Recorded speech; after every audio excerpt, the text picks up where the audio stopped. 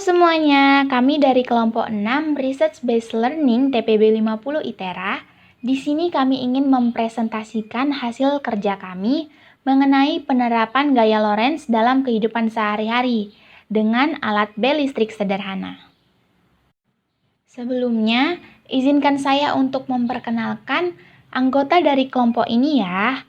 Yang pertama ada Adelia Nabila Putri dengan NIM 120220044. Yang kedua ada Rahel Reva Simanjunta dengan NIM 120220047. Yang ketiga ada Fakrian Nur Kusnadi dengan NIM 120220050. Yang keempat ada Cindy Riani Carolina Gultom dengan NIM 120220053. Dan yang terakhir ada Fuad Hashim Arza Eko Saputra dengan NIM 120220060. Adapun tujuan dari Research Based Learning kali ini yaitu untuk menerapkan gaya Lorentz dalam kehidupan sehari-hari yang ditimbulkan oleh muatan listrik yang bergerak atau oleh arus listrik yang berada dalam suatu medan magnet dengan pembuatan bel listrik sederhana. Oke, kita masuk ke latar belakang.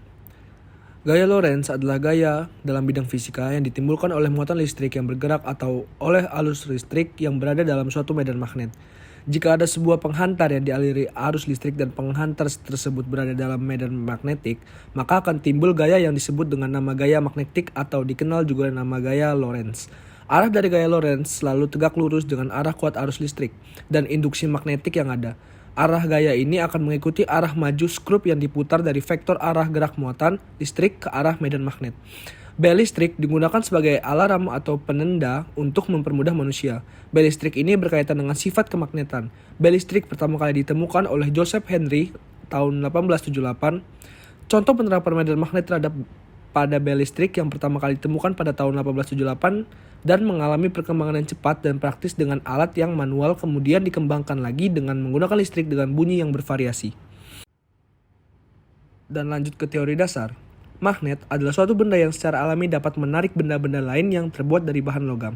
Bahan-bahan yang tidak dapat ditarik oleh magnet dapat digolongkan menjadi bahan paramagnetik, diamagnetik, dan ferromagnetik. Daerah di sekitar magnet yang masih dipengaruhi oleh gaya magnet disebut medan magnet. Medan magnet pada suatu titik dinyatakan sebagai suatu vektor yang dahulu disebut induksi magnetik atau rapat flux magnetik. Pembuatan bel listrik membutuhkan bahan-bahan seperti kabel dan resistor yang cukup banyak dan rumit dalam pengerjaannya.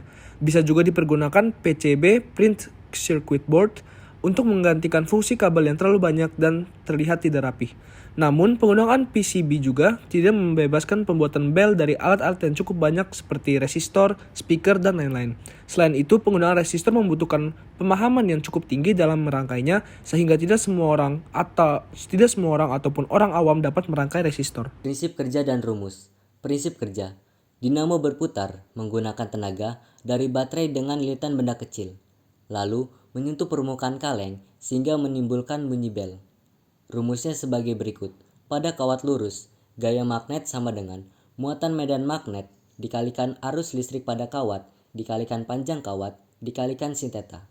Pada kawat sejajar yaitu gaya magnet sama dengan permeabilitas dikalikan arus listrik pada kawat 1 dikalikan arus listrik pada kawat 2 per 2 dikalikan pi dikalikan jarak antara kawat dikalikan panjang kawat. Alat dan bahan yang digunakan. Yang pertama, baterai 2 buah. Yang kedua, dinamo. Yang ketiga, tempat papan atau dudukan baterai. Yang keempat, saklar. Yang kelima, mur. Yang keenam, kabel. Yang ketujuh, benang jahit. Yang kedelapan, kaleng bekas dan tutup botol. Yang kesembilan, double tape. Yang kesepuluh, baling kipas.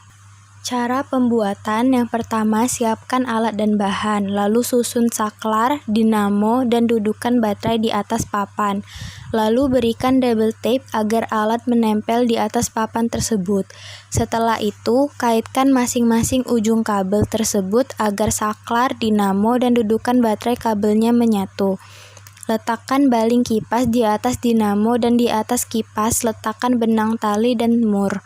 Letakkan kaleng, setelah itu pasang baterai. Setelah itu dapat dicek apakah rangkaian bel listrik yang telah dibuat tersebut benar apa tidak. Jika bel berbunyi dan baling kipas memutar, maka rangkaian tersebut sudah benar dan bisa digunakan.